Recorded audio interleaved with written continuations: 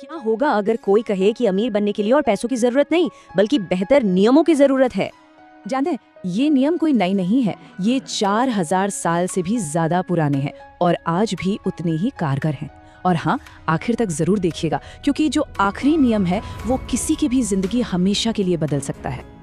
देखिए, ज्यादातर लोगों के साथ क्या होता है, पैसा तो कमाते हैं पर फिर भी हमेशा तंगी में रहते हैं। सैलरी एक हाथ से आती है, दूसरे हाथ से चली जाती है। ना कोई बचत, ना मन की शांति, ना कोई आजादी। ये एक न खत्म होने वाली साइकिल जैसी है। पर मजे की बात यह है कि इस बहुत ही आम प्रॉब्लम का हल हजारों साल पहले ही खोज लिया गया था। कहाँ? बेबीलोन में, जो एक जमाने में दुनिया का सबसे अमीर शहर हुआ करता था। तो उस शहर का जो सबसे अमीर आदमी था, उसका नाम था अरकाद।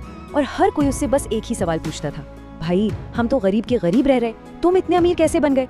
उसका जवाब बहुत सीधा साधा था, लेकिन बहुत पावरफुल था। तो चलिए अरकाद की कहानी में थोड़ा और अंदर चलते हैं कि आखिर क्या था बेबीलोन का वो रहस्य। देखिए, अरकाद कोई पैदाइशी अमीर नहीं था।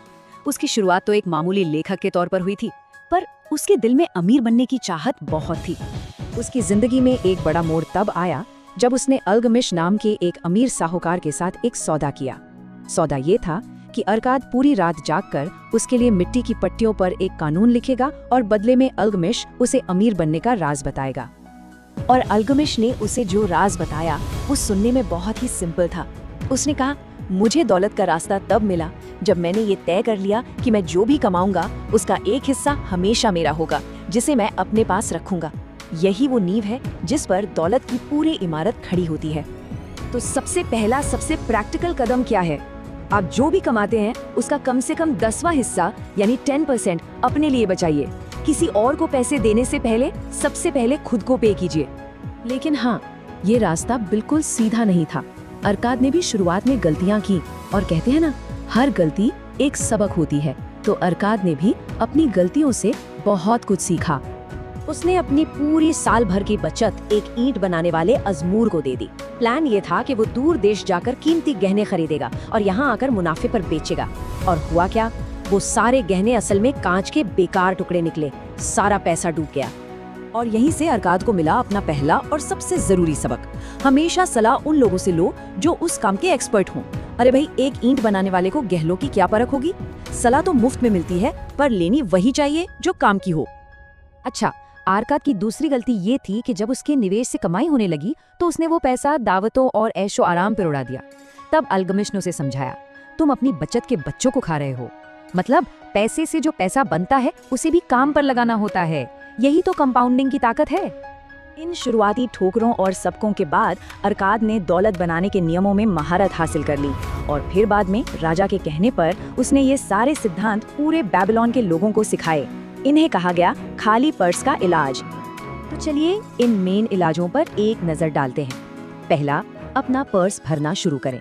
दूसरा, अपने खर्चों पर काबू रखें। तीसरा, अपने पैसे को काम पर लगाकर उसे और बढ़ाएं।